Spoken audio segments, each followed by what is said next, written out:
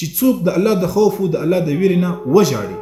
او سترګو نه یې اوښکې راسي، دا سترګې یې په اوښکو باندې لندې سي، رسول الله صلی الله علیه وسلم فرمایي وایي د دې کس جهنم ته تلل داسې ناممکنه ده لکه یو کس چې د غوا یا د بزې نه شیدې راولوشي بیا بېرته دا شیدې په دې رګو کې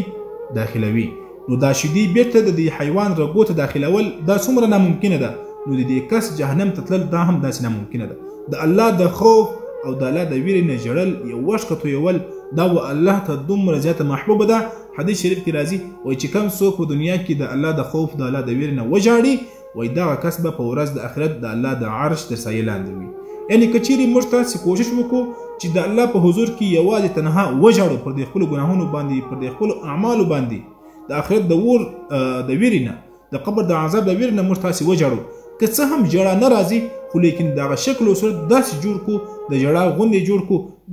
دا عمل هم الله ته محبوب دی.